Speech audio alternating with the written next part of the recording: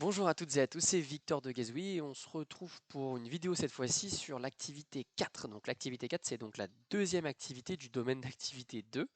Le domaine d'activité 2, on l'a vu récemment, mais c'est donc tout ce qu'on appelle le domaine lié aux soins cliniques. Voilà, le domaine 1, c'était vraiment lié aux soins du quotidien.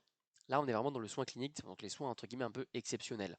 Donc les désencombrements rhinopharyngés, potentiellement la prise de médicaments, l'administration de suppositoires, le lavage oculaire, etc. Tout ça, c'est des soins, changement de pansement. Voilà, il y a énormément de choses qui peuvent rentrer dans ce qu'on appelle le soin. L'activité 3, c'était vraiment la mesure des paramètres vitaux dans l'objectif de faire un soin. Et là, enfin, dans l'activité 4, on est dans le soin. Donc si on prend très rapidement le titre de l'activité, collaboration à la réalisation de soins intégrant la qualité et la prévention des risques. Alors, qu'est-ce que ça veut dire cette phrase? Déjà, il y a marqué collaboration à la réalisation des soins. En fait, en tant qu'auxiliaire de puériculture, vous n'êtes pas celle normalement qui est responsable de réaliser le soin. Voilà. En fait, pour vous donner un ordre d'idée juste sur les échelons médicaux, tout en haut, il y a le médecin qui fait ce qu'on appelle la prescription. Donc la prescription médicale, il y a seulement un médecin qui peut le faire. Ensuite, la disposition des médicaments, de donner des médicaments en enfance, suivant toutes les formes qui est possible. Il y a plein de façons de donner les médicaments en enfant. Ça, c'est l'infirmière normalement qui est responsable de ça. Et dans les derniers référentiels de compétences, l'auxiliaire, elle est censée pouvoir réaliser des soins aussi, mais toujours sous la houlette, entre guillemets, sous l'aide de l'infirmière. Donc du coup, vous, en soi, ce qu'on va attendre de vous ici, c'est pour ça qu'ils disent de collaboration à la réalisation des soins, c'est que vous n'êtes pas censé réaliser des soins par vous-même en indépendant. Voilà. Après, on le sait, en tant que par exemple la l'assistante maternelle, ça vous est déjà potentiellement arrivé, et donc il faut pouvoir le mettre en avant. Mais dans le cadre de cette activité, ce qui va être important, et ça j'insiste et je vais passer du temps dessus, c'est de montrer que vous ne réalisez pas ce soin toute seule. Voilà. Soit parce que vous avez donné un médicament et que donc du coup, en fait, vous suivez la prescription d'un médecin. Donc en fait, c'est une collaboration avec un médecin. Soit parce que, imaginons que vous décrivez une situation de soin, vous avez un enfant qui s'est fait mal et en fait vous travaillez avec le SAMU. Donc c'est le SAMU qui, par exemple, vous les avez appelés, etc. Donc ça, ou par exemple, vous avez votre infirmière de section, si vous êtes en structure, avec qui vous avez travaillé sur ce soin-là, c'est très important de faire intervenir voilà, cette logique de travail pluriprofessionnel. Vous n'êtes pas toute seule à réaliser ce soin. Voilà. Et même si vous avez le sentiment d'être toute seule, par exemple, vous dites, bah non, moi par exemple, il avait un érythème fessier, et donc là j'ai fait un soin, j'ai mis de la crème, qui est un soin en soi.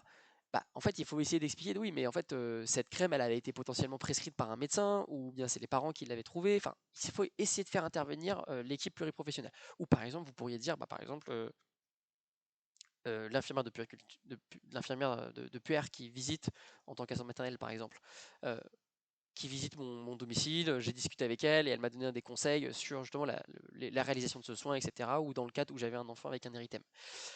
Donc c'est ça que je veux dire. Le mot important ici, c'est la collaboration. Ensuite, intégrant la qualité et la prévention des risques. Alors, intégrant la qualité, on le verra dans les critères d'évaluation, ce que ça veut dire, et la prévention des risques, vous commencez à les connaître. La prévention des risques, on en a parlé dans l'activité 2 et dans l'activité 3. C'est toujours, voilà, qu'est-ce que vous réalisez en pratique pour éviter d'avoir aussi à faire des soins ou bien à empirer la situation. Voilà. Chose qui est très importante. C'est bête, mais simplement l'antiseptique, le fait de se laver les mains, une bonne hygiène, en soi, c'est une action de prévention. Voilà. Prévention, c'est pas juste des choses très compliquées, etc. Donc voilà, on attend de vous que vous ayez l'œil à ça. Donc finalement, ce qu'on retient sur cette activité 4, c'est une activité où vous avez fait de la collaboration.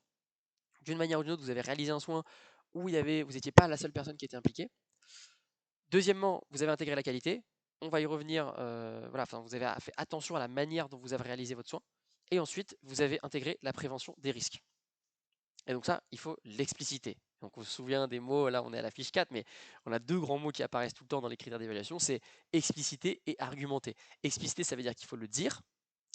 Donc par exemple, et surtout dans des cadres de notions qui peuvent être un peu évidentes. Ou donc du coup pour vous, vous vous dites, bah non mais j'ai pas besoin de. Enfin, c'est même pas que j'ai pas besoin, c'est que j'y pense pas. Bah si, quand ils disent que c'est explicité, c'est que ça doit être, comme son nom l'indique, explicité. Ça doit être écrit noir sur blanc. Voilà. Quand ils disent que ça doit être argumenté, argumenté, ça en fait, ça veut dire que ça doit être expliqué. C'est-à-dire que c'était un peu comme dans les activités d'éveil, quand on les voyait. Quand on vous dit, voilà, vous devez, le choix par exemple du médicament doit être argumenté, ou plutôt le choix du protocole doit être argumenté, ça veut dire que vous devez expliquer pourquoi vous avez choisi ce protocole. Voilà. Ensuite, dans cette activité, donc vous allez voir, donc on a toujours la même chose, rubrique A, rubrique B. Rubrique A, on décrit, enfin on donne le soin qu'on va réaliser. Rubrique B, là on le détaille. On vous a mis les critères Gazouille, vous commencez à les connaître, donc je ne reviens pas dessus. Et ensuite, on va voir la première question. Donc décrivez une situation où vous avez collaboré avec l'infirmier et d'autres professionnels de santé à la réalisation des soins. C'est important. Là, comme d'habitude, on vous a séparé, on peut mâcher le travail, avant le soin, pendant le soin, après le soin. Comme ça, le connaître, ça aussi. Deuxième question, comment le soin a-t-il été mené? Sur quels critères vous êtes-vous appuyé pour réaliser un soin de qualité? Alors, souvenez-vous, vous allez voir dans votre livret 2, il y a souvent 2 ou 3 questions. Pourquoi il y a 2 ou 3 questions? Alors qu'en fait, potentiellement, vous allez me dire, mais moi, Victor, il y en a plein qui me l'ont déjà dit, moi, Victor, j'ai déjà répondu à la question dans ma première question, parce que c'est vrai qu'en fait, la première question, c'est la plus importante. Et bah, en fait, ces questions, elles sont là pour vous aider concrètement. C'est qu'en fait, il y a des gens qui ont du mal à expliciter, ils ont du mal à rajouter beaucoup de détails, etc. Donc potentiellement, ils oublient des choses. Et donc l'objectif de ces questions, bah, c'est de vous aider à expliciter des choses. C'est-à-dire qu'au lieu de rien vous dire et attendre que vous le faisiez, que vous explicitiez, là, ils vous posent la question pour que vous soyez forcé de l'expliciter. Donc ce que ça veut dire que dans ce paragraphe, vous devez réinsister sur ces points dont la question est posée. Et donc, c'est-à-dire que même si vous avez déjà dit dans la première question, il faut revenir dedans. Et comment avez-vous ces soins à la situation de l'enfant? Là, vous me connaissez, c'est ma question préférée. Donc voilà, et c'est la vôtre aussi. Comment on adapte tout le temps la situation à l'enfant? Allez, c'est parti. On va dans les critères d'évaluation du coup. Hop, j'augmente la taille pour qu'on puisse me voir. Et on démarre avec les critères. Premier critère, pertinence des informations recherchées au regard des soins à réaliser. Ah, vous la commencez à la connaître, ces critères, hein. Les informations recherchées. Et oui, toujours. C'est pour ça que je vous embête avec avant le soin, pendant le soin, après le soin. Parce que avant quoi que vous fassiez en tant qu'AP, vous devez recueillir des informations. Voilà. Parce qu'en fait, on ne peut pas faire des analyses sans information. Voilà. Et on ne peut pas réaliser des actes sans analyse. Et donc, vu que par transitivité, on ne peut pas réaliser des actes si on n'a pas recueilli des informations. Donc, on recueille des informations sur l'enfant, que ce soit, et sur la situation, que ce soit grâce à l'enfant, grâce aux parents, grâce à la notice, grâce à d'autres professionnels, grâce au support de transmission, par exemple notes, etc. On fait une analyse. Bon, bah, en fonction de ce que je vois, en fonction de ce que j'ai, etc., je pense que l'enfant a ça, ça, ça ou ça. Et ensuite, j'agis. Voilà. Avec mon analyse, par exemple, si je dois choisir, par exemple, c'est l'érythème fessier, je vous l'ai déjà donné la dernière fois, mais voilà, un enfant qui change de couleur, a les yeux vitreux, pleure potentiellement à une attitude qui a changé, il est beaucoup plus renfermé, vous sentez qu'il est dans une espèce de mal-être, voilà. Bon bah là, votre œil vous dit votre observation que vous avez sur l'enfant, vous savez qu'il y a quelque chose qui ne va pas. Potentiellement le matin, si vous êtes à cette maternelle ou si vous êtes en structure petite enfance, le parent lors de la transmission a dit bah il a passé une mauvaise nuit, il a peut-être une tendance à avoir un érythème, on a vu des petites traces mais on ne sait pas trop. Bon bah ok, on sait que ça peut être un érythème, ça peut être juste la couche pleine, ça peut être plusieurs choses. En tout cas pour valider ça, on va regarder la couche. Ok, la couche est pleine, bon bah on fait un change. Voilà, c'est dans cette direction que je vais vous amener. C'est toujours un acte, il est toujours motivé par une analyse. L'analyse, c'est ce qu'on vient de faire là. Et cette analyse, elle est forcément nourrie par des informations. Donc, voilà. Donc du coup, ce critère, il va tout le temps être là dans le cadre de vos fiches. Voilà. Donc, les indicateurs associés, toutes les informations pertinentes sur les précautions particulières à respecter lors du soin sont recherchées. Donc ça, toujours pareil. Vous faites un soin. Donc si par exemple vous faites un suppositoire ou si par exemple vous faites poser une crème, bon bah vous essayez de vérifier que comment on met la crème, le protocole qui est associé, voilà, que ce soit marqué sur la ordonnance ou que ce soit marqué sur la notice d'utilisation. Voilà, il faut l'expliciter. Les risques liés aux informations recueillies sont explicités. Ça, alors on reconnaît le mot encore explicité.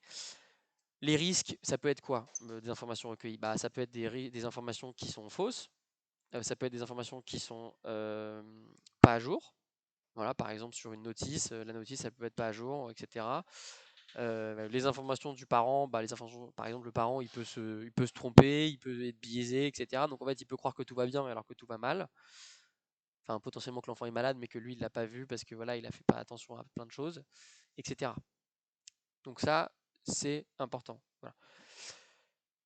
Ou par exemple dans le cadre dans le cadre d'une ordonnance, potentiellement le médecin peut faire des erreurs. Après, c'est pas votre rôle de dire s'il est une erreur ou pas, votre rôle c'est d'appliquer l'ordonnance, mais voilà, ça peut être aussi intéressant de dire voilà, il y a un risque aussi que le médecin soit trompé. Et c'est déjà arrivé, j'ai déjà des professionnels qui m'ont dit bah voilà, il y avait un enfant qui avait une certaine ordonnance sur une certaine maladie, mais en fait, c'était une assistante maternelle, elle se rendait compte dans l'accueil qu'en fait, il y avait des choses qui n'étaient pas forcément reliées à la maladie. Alors, elle a appliqué le protocole du médecin, etc. Néanmoins, elle a essayé de transmettre l'information aux parents, qui l'ont transmis au pédiatre, avec des nouvelles informations, et bien sûr, le pédiatre, du coup, a évolué. Voilà. Et il s'avérait qu'effectivement, le pédiatre s'était trompé. Et c'est pas grave, encore une fois, c'est pas votre rôle de ne pas appliquer le protocole. Ce qui est important à noter, c'est que cette assistante maternelle, elle a quand même appliqué le protocole qui était demandé par le pédiatre, mais elle a juste transmis de nouvelles informations aux parents. Voilà, en disant, bah voilà, mais j'ai observé ces choses-là, donc voilà, ça serait bien de reparler au pédiatre parce que je suis pas sûr de ce qu'il a proposé. Voilà. Mais j'ai appliqué quand même parce que c'est pas mon rôle de juste represcrire des choses nouvelles, quoi. Voilà.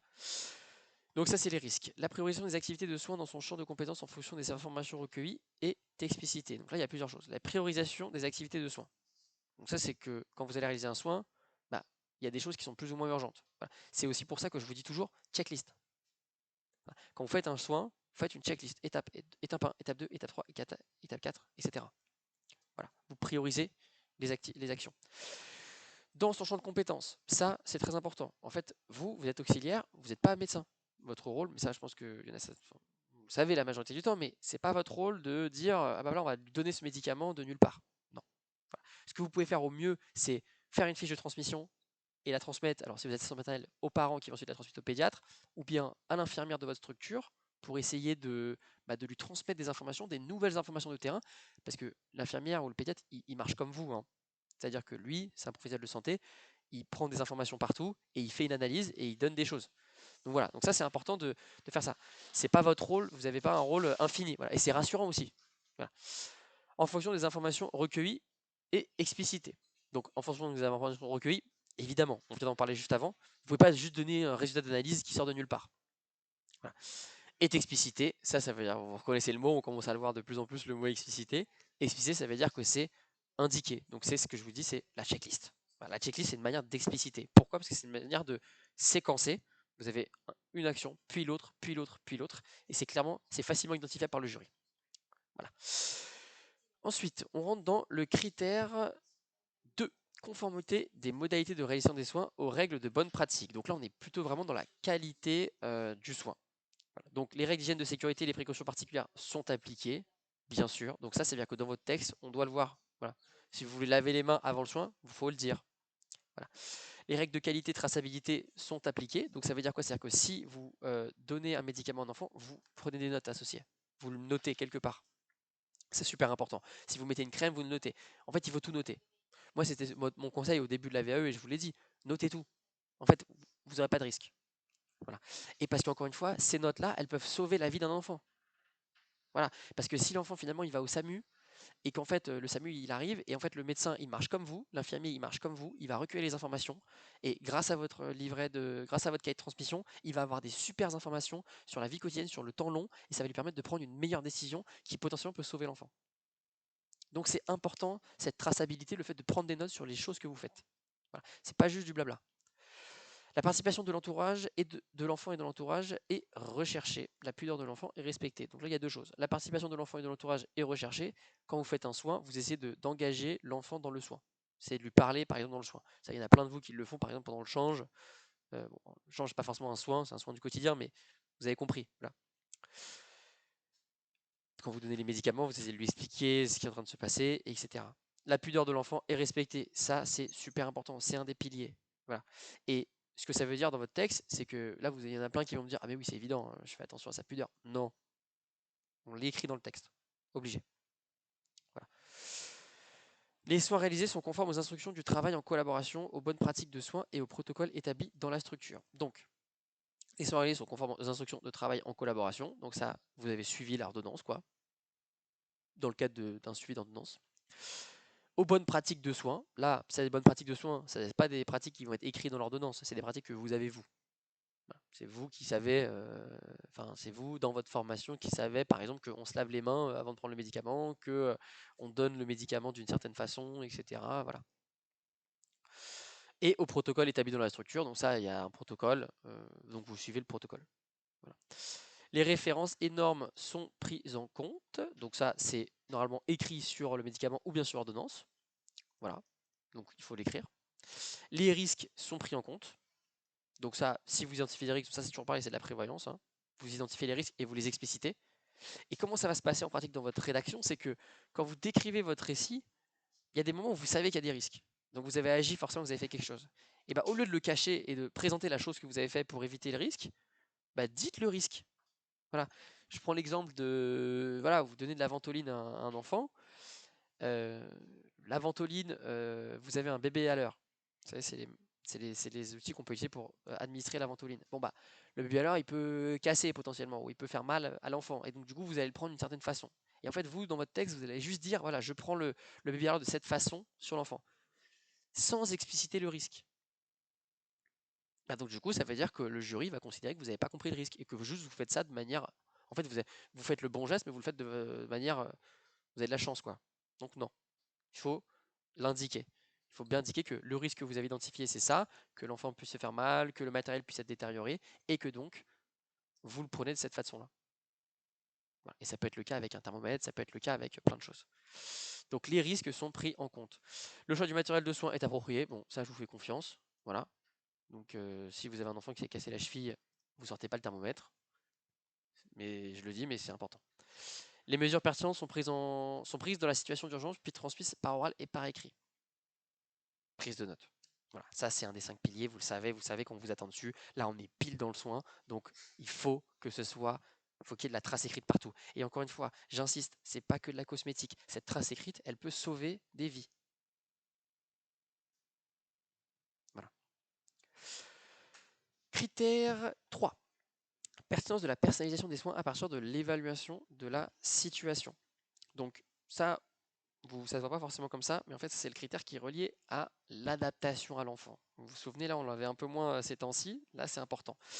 Pertinence de la personnalisation des soins. La personnalisation des soins, c'est le fait que vous adaptez le soin à l'enfant, voilà, à ses besoins, par exemple à son âge, à son développement, etc. À partir de l'évaluation de la situation.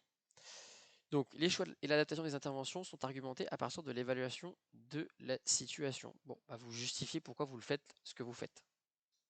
Donc c'est un peu ce que je vous disais sur le bébé à l'heure. Si vous placez l'enfant de cette manière-là pour prendre le bébé à l'heure, vous devez le justifier. C'est pas juste. Parce qu'en fait, sinon c'est quoi ce qui va se passer? Bah, sinon le jury va considérer que vous avez eu de la chance. Et donc du coup, il va pas le considérer bien. Alors que vous le faites pour une vraie raison. Voilà. L'organisation de l'activité de soins prend en compte l'environnement, l'enfant et son entourage. Bon, bah ça c'est toujours, voilà, le travail d'AP c'est un travail collectif. Et donc du coup, normalement, dans votre fiche activité, mais ça on vous le dit déjà avec Gazoui, donc vous le savez maintenant, il faut faire intervenir le parent à un moment. Voilà. Donc faire intervenir le professionnel de santé et il faut faire intervenir le parent, d'une façon ou d'une autre. Que ce soit parce que le parent, il vous a donné une ordonnance, par exemple, bon, bah, il faut il faut le dire. Par exemple, je vous donne un exemple, j'avais une assistante maternelle qui nous a fait une activité, c'est Johanna, qui nous a fait une activité où c'était un enfant qui était prématuré. Elle accueillait un enfant prématuré et du coup, il avait un traitement particulier à prendre avec un outil particulier. Bon bah, en fait, il y a eu toute une transmission entre la maman et l'assistante maternelle, Johanna, pour prendre en main cet outil. Voilà. Et bah, tout cet aspect-là, ça c'est super important et donc il faut l'expliciter parce que ça montre votre professionnalisme aussi. Voilà. Il fait appel à d'autres professionnels de santé en fonction de la situation en collaboration avec l'infirmier, bien sûr. Voilà, c'est si vous voyez qu'il faut appeler le SAMU, vous appelez le SAMU. Voilà, c'est important. Vous ne travaillez pas tout seul. Toute action est expliquée à l'enfant et ou à l'entourage et une attention particulière lui est portée. Tout à fait. Donc ça, c'est ce que je vous disais déjà dans l'activité 3, dans la fiche 3, c'est parler à l'enfant. Explicitez lui ce que vous faites. Voilà. Expliquez avec vos mots. Essayez de trouver, essayez de faire qu'il interagisse avec vous aussi. Et ça, c'est un critère qu'on avait, il me semble, juste au-dessus. C'est la participation de l'enfant et de l'entourage est recherchée. Pourquoi? Alors pourquoi ce critère, vous pourriez vous dire, mais ça sert à quoi? Bah, en fait, ça s'est relié à un des piliers du métier. c'est que on essaye d'avoir un maximum l'aval, l'accord de l'enfant. Voilà, on respecte le consentement de l'enfant et des parents aussi. Et donc ça, cet indicateur de qualité, ça nous permet d'être sûr que vous le réalisez vraiment. Voilà, c'est une des manières de recueillir le consentement, voilà, d'expliquer. L'adaptation des modalités de réalisation du soin à l'état et aux réactions de l'enfant, à l'évaluation de la douleur et à ses habitudes de vie sont explicitées. Encore une fois, ça c'est l'adaptation à l'enfant, hein. Donc on réalise le soin. Si par exemple vous mettez un pansement et que l'enfant hurle de douleur parce que vous mettez l'antiseptique, bon bah vous n'allez pas aller aussi vite qu'avec un enfant où vous mettez l'antiseptique et il ne ressent pas de douleur, par exemple. Donc voilà. Ça, il faut l'expliciter, c'est-à-dire qu'il faut le dire. Voilà, pareil. Donc, c'est-à-dire comment vous le dites concrètement, vous avez votre récit, par exemple, vous changez un pansement, et bah, vous devez dire, bah, voilà, l'enfant réagit comme ça au fait que je mette l'antiseptique, donc du coup, je vais aller moins vite dans la réalisation du soin pour voilà, lui prendre le temps aussi, je vais lui expliquer, je vais essayer de le consoler, le rassurer, etc. Et ensuite, la dernière étape, c'est l'analyse de la qualité du soin réalisé. Donc ça, c'est un peu après le soin. Donc là, encore une fois, hein, enfin, je pense que vous commencez à connaître les règles avant le soin, pendant le soin, après le soin. Ça, on est vraiment pendant le soin. Ici, on est après le soin. Analyse de la qualité du soin réalisé. Le soin est déjà réalisé et on analyse sa qualité. Voilà.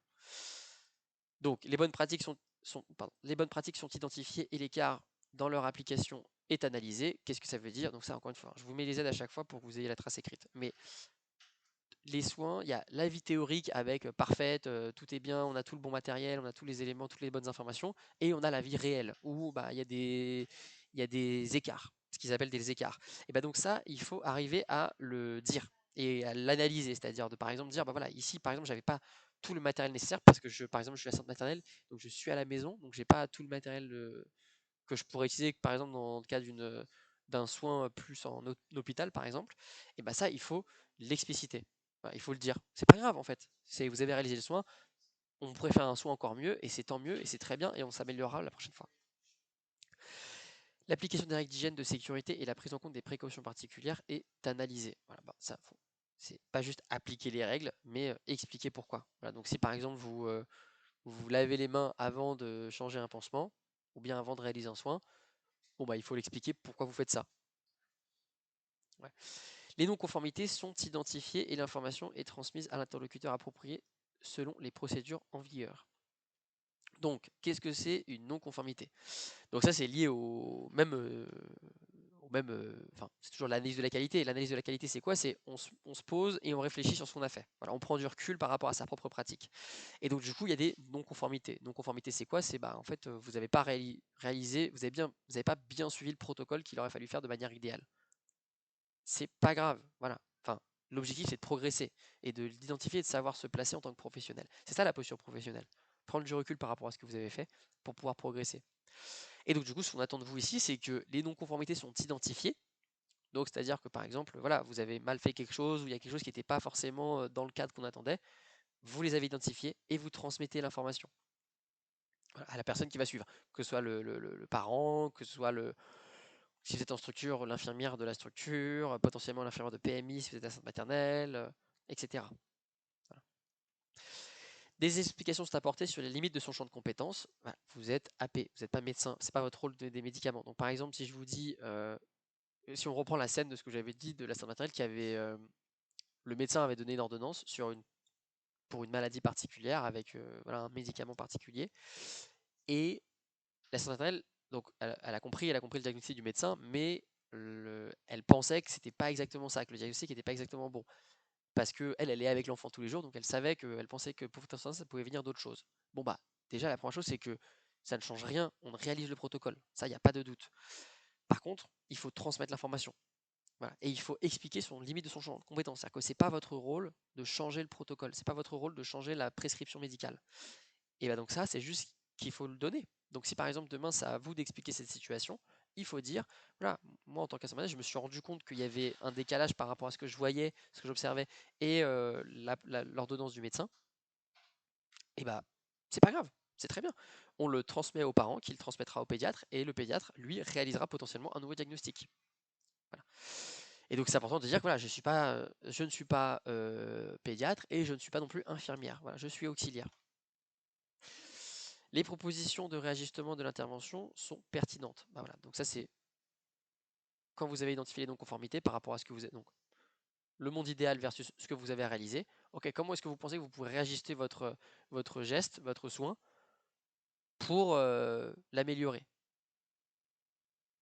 Voilà. Ça peut venir de plein de choses, ça peut venir de vous, de comment vous voyez votre pratique, etc. Voilà. Donc ça, c'est une fiche qui est compliquée. La fiche 4. Déjà, c'est du soin clinique, il y a de la collaboration, il y a plein d'informations à prendre, mais encore une fois, moi, ce que j'ai envie de vous rassurer, c'est que les critères, je pense qu'on est à la fiche 4, donc c'est la 5e fiche qu'on voit, vous commencez à vous en rendre compte, c'est souvent la même chose. On attend souvent la même chose de vous. Voilà. Avant le soin, pendant le soin, après le soin, on recueille les informations, on interagit avec les autres professionnels de santé, avec les autres, avec le collectif, ça c'est important, avec le parent, et on fait attention à ce qu'on fait. Donc on fait des checklists. Voilà. Et ça, ce que je viens de vous dire là, ça marche pour la fiche 4, ça marche aussi pour la fiche 3, et ça marchera pour les autres fiches plus tard, et ainsi que les fiches avant. Voilà. On vous a préparé un petit exemple avec, voilà, comme d'habitude, les différents détails. Voilà, quand vous cliquez sur les paragraphes, vous avez les explications. Voilà, qu'est-ce qu'on essaye de faire dans cette étape-là. Et donc là, par exemple, le soin qu'on a choisi, c'est ordonnance de médecin à suivre. Classique. N'hésitez pas si vous souhaitez suivre ça, c'est top. Voilà, vous maîtrisez bien et ça va vite. Voilà, et on a répondu à toutes les questions. Donc sur ces belles paroles, n'hésitez pas à voilà, toujours suivre la méthode qu'on vous a donnée. Identification de l'activité. Faire l'activité dans sa tête, se la rappeler, faire le récit. Si votre activité que vous allez choisir, par exemple, c'est suivre une ordonnance, c'est très bien. Bon bah, racontez-nous la journée. Voilà. N'oubliez pas de décrire l'espace, n'oubliez pas de décrire l'enfant. Intégrez le parent dans l'analyse, intégrez les autres professionnels, surtout dans cette activité, puisque littéralement l'activité s'appelle collaboration. Voilà. Donc ça va être important. Et bien sûr, c'est pareil, toujours avant le soin, pendant le soin, après le soin, et on s'adapte à l'enfant. Donc voilà, je vous fais confiance, vous êtes toutes des professionnels top, donc ça devrait aller. N'hésitez pas en tout cas à participer aux différents ateliers qu'on va organiser cette semaine sur la thématique collectif et individuel, et on se retrouve pour une prochaine fiche. À bientôt.